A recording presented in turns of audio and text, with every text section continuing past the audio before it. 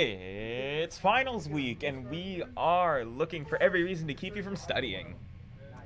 And we have to actually make videos. But to make up for that, I have, if you can see her, my figment of imagination, I think, Marcel, our new co-host. Hello. Hello. Tell us a bit about what you're watching. What's your favorite anime? Do you cosplay? I do cosplay. I have a variety of anime I love watching, but I'm not really, I don't know. I'm not picky. I don't pick and choose. Utapri. Yes, Utapri though. You guys don't understand. I watched Utapri for the first time before we started filming this episode, and It was wonderful. wonderful is subjective. For me. He came in on a white horse. It is so unbelievably, unnecessarily cookie cutter bishoujo. So, you cosplay Yes, I do. as My last one was Ryoko from Kill la Kill. Correct. With people. Yes, I was there for that one. If you guys check our Facebook page, Freelance Anime, or even the actual website, you can see a couple pictures of this one. But, so, it's midway through anime spring. What you watching? Utapri. And? Food Wars, of course. Great. Food Wars! DanMachi. DanMachi. Loli Booby goddess. Yes. Um, Lolly Big Boobs. Yes, big lolly. So, we're halfway in, and a lot of those anime actually have been doing very well with the community. Arslan Senki, Etotama, Gunslinger Stratos, and a bunch of others are all jockeying to try and steal the limelight from Grisaia 2, Punchy Line, and the beast that is Food Wars and Utapri. Danaganani returns, bringing Issei and Highschool DxD, and our favorite tentacle monster, Goro Sensei, stands fast as the strong contender for Best Comedy Anime, and Best Slice of Life.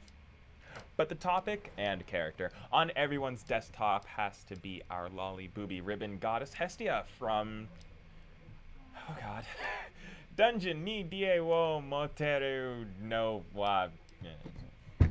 This is horrible. Dungeon ni die wo motemeru no wa machi. I have a Japanese final and I should be studying. You try reading it. Dungeon ni de wo motomeru no wa machigeteru daru ka. See, this is why you're the Asian one. It's DanMachi for short. Yes. And the direct English translation for all of those of you who would rather just find it easily without having to figure out what the actual name of the anime is. Is it wrong to pick up chicks in a dungeon? Yes. Is it wrong to pick up chicks in a dungeon? Is it Not through my preference. your preference? What is your preference? I mean, I would love to be picked up in a dungeon. I don't know if you can trust that guy. I don't know either. It's a great storyline. It's actually very, very well done, and my teleprompter no longer wants to scroll. So I'm just gonna go off-road here. Good characters, great storyline, balance. Yes. Our main character is voiced by Kirito, and that's all I can hear anytime he screams. Is no lie, all I hear Starburst stream and then end. What do you think of it so far? I love Hestia. Yes, I love Loli Big Boobs. But the main character, Belle, he really catches my eye. Catches your eye, huh? Catches my eye. No, his development, I feel like it's really amazing. It's basically, to me, a coming of age type of anime. With, you know, Loli Big Boobs constantly trying to seduce him. And then all these other characters coming in too. Yes. So, in a way, it's kind of like Sword Art Online all over again. Yes. But with bigger boobs. Asuna's boobs kind of change from time to time. Any consistency in that, actually? No, there's none. Have you seen some of the cosplays that people have been trying to do for Hestia? Like, the physics for that ribbon make no sense. It's just there. It makes no it defies all physics.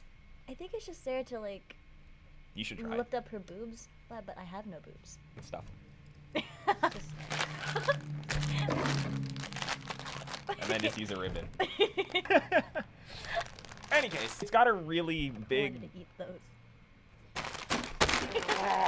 And despite that, though, it's very well. It's got the possibility for best anime and best characters.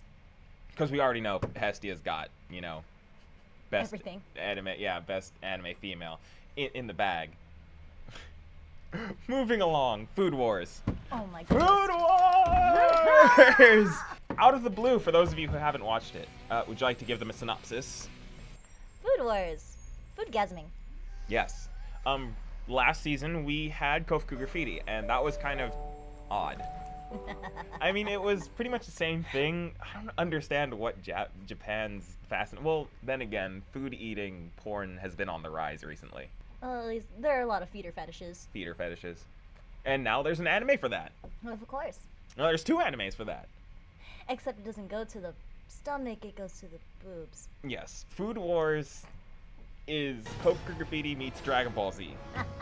We have our main character, and he's the best chef in his small town diner. Well, second best after his dad. Right next to his dad. Fine, if you know it so much, you tell him what it's about. You don't need me. Go ahead. I'm the co-host, you are the host. And suddenly his dad leaves to go abroad, and abroad for Japanese is obvious, America. So he enrolls in this really high-class, high-grade cooking school where he has to fight his way to the top. And he comes out right when he gets there and says, I'm going to take the #1 spot, and everybody loses their minds. It's a great anime. It's got comedy, it's got action. I don't even know how you'd be able to fit action into a cooking anime. But it does it so well. Yes, it does. And the thing that I think sets it apart from even Kofuku Graffiti is they actually show you how they cook it. Like, the first thing he made was a bacon-wrapped potato dish. And they actually, you know, explained, here's how I did it. Took the bacon, did this, mashed potato, and they actually used CG for him throwing in the parsley. Or, no, it was basil. No, it was rosemary. Oh. Throwing in the rosemary. And I'm like, budget. Its animation is so fluid. It's needlessly fluid. But it's perfectly needlessly fluid. Yes. But back on subject. So he made this bacon-wrapped potato dish. And he's like, here's how it's done. So a couple of friends of mine on Facebook actually decided that they were going to try and make this bacon-wrapped potato dish. It didn't taste nearly as good as what I imagined it did on the show. There was no exploding clothes and foodgasms, but... About meat juices. About meat juices. But the fact that they give you the ability to go out and try it is it kind of breaks the fourth wall for the anime. It gives you a lot of insight on that everybody needs to actually start cooking more. My last couple girlfriends didn't know how to cook. Don't laugh. I know how to cook. Yeah, but you're taken.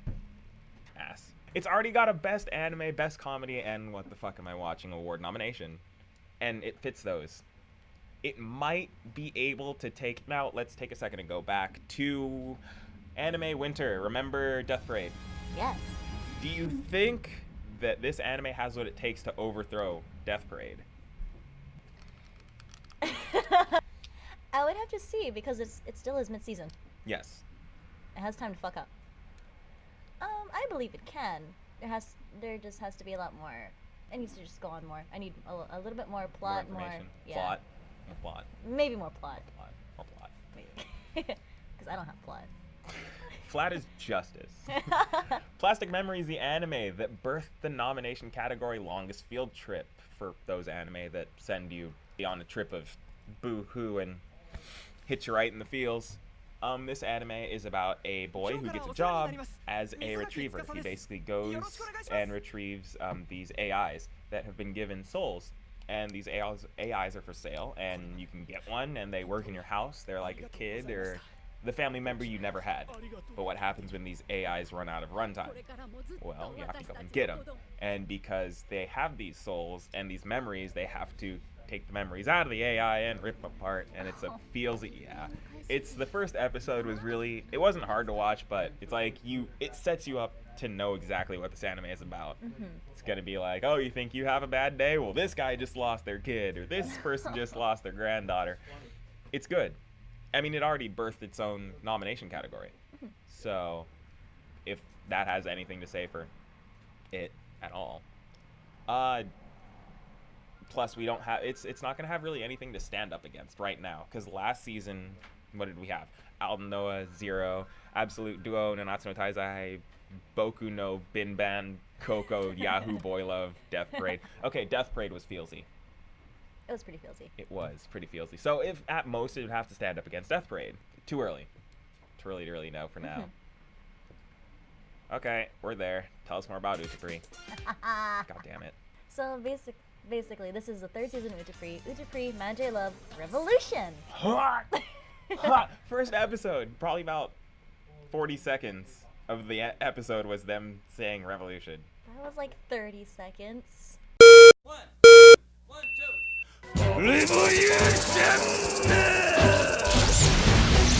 Mr. Bassman, you got that certain something. Mr. Bassman, you set that music thumping. To you it's easy. When you go 1, 2, 3, yeah, Mr. Bassman, you're on. God. It goes about from the heroine's point of view to a point. Name Haruka Nanami.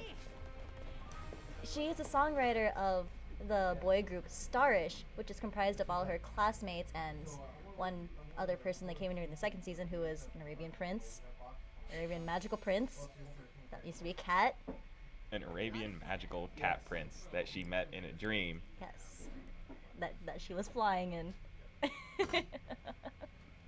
Okay. This season is basically meshing things up, or mixing everything up. So the Starish is competing against their senpais, which is Quartet Knight. Their senpais. Is that how you say it? Plural? Senpais? One moose, two moose. Senpais? Senpais? I don't know. One senpai, two senpai. Can we get this in one take? I should be studying for my Japanese final right now, okay? Moving along. They're competing against their senpais for a position to perform in the Triple S, which is, oh, I forgot the name right now. It's a sports festival that they want to perform in. It's like Superstar Sports. Superstar Sports. And from what I gathered, it's a very big thing, apparently. But as you watch the anime, it kind of draws back from that. It's pretty nonsensical. It's more about character building than it is about the actual competition that they have. Especially this season where it focuses on the senpais rather than the actual kohais. And for those of you who don't speak Japanese or are just getting into anime and aren't weebish enough to know the difference between kohai and senpai, upperclassmen, kohai lowerclassmen, and cradle robbing, Kodo Sensei and Assassination Classroom are still amazing. That tentacle monster. Tentacle Monster, Mach 20, and we have been introduced to his brother now. So we now have everybody trying to kill him, which is the same as season 1, the first half of the season only. The playing field's been leveled. And we actually know who our main villain is, and the comedy is constant, the character building is at a steady up, and I'm being threatened with a chair off screen. Make sure that I'm ready. And it's going to be competing for Best Anime strongly. Best Anime... Oh, right. Let me actually rewind real fast. Utapri, what would you nominate it for? Best Anime, Best Characters? I imagine the Kohai and the Senpai are all going to be filling up the Best Male category. Oh, yes. All you Fujoshi and your favorite pairings and jazz just gonna fill it, just pump it full of those Bishi long-haired horse riding sparkle in the moonlight BS. Issei's back to balance it out. He's bringing boobs to balance it out, and his perversion is on a rise, and he's just getting more and more powerful, and we're actually seeing a little bit. It's not, well, okay, to be fair, we need to balance Utapri with something, and for Utapri, it would be best. What the fuck am I watching? Yeah. Well, even for DxD, I mean, it's not exactly the type of anime you'd be able to watch and then have your mom walk in. No. I've heard some stories, but enough about DxD. It's awesome. If you haven't... We've been assaulted. We have been assaulted. But Rencan, Renken Kenen Kekkai Sensen. Kekkai Sensen, the anime about using your blood as your best weapon. Real quick rundown. Main character has the eyes of God. He can see everything. And I don't know why he can't see the constant ass kickings he gets, but hey, whatever. He is part of a organization that protects New York, and unbelievably enough, it takes place in New York and not Japan for once. But it's always in either New York or Japan. So, Or France. aliens have come over, they've integrated into society, things are all well and good, but of course you've got your criminal aliens trying to mess things up for everybody because bad stuff happens to good people. Sounds like Parasite. Which ended, and I'm sad. This anime is action-packed, flashy, amazing explosions, seizure-inducing eyegasms for the soul. Have you watched it? I have not. One episode, though. No. We watched it in the cafeteria. Oh, we did. Yes, we did. But there wasn't a lot of action in that one. He just killed one dude. You should watch more. I should. You're gonna be a co-host, you need to watch more. Any case, it's great. It's got best action in the bag for at least this circuit. Gunslinger Stratos is the only thing that may have a chance against Kekkai Sensen, action-wise. The characters are kind of two-dimensional. But it's a anime that was ripped from a fighting game, so you can't really expect much. Yeah. I mean, it's like a treat. Yeah. So, that's everything for today. May as well sign out. I'm Runner Freelance. Marcel? We're here at Cess Games and Anime in Ventura. Tons of anime, tons of manga. Come check it out. Really great place. Bring your friends. Bring your friends. Tournaments on Saturdays, Sundays, Mondays, and there's always someone here to play with. Meh. Again, we will see you next week. Bye. Kaboom! Utapah!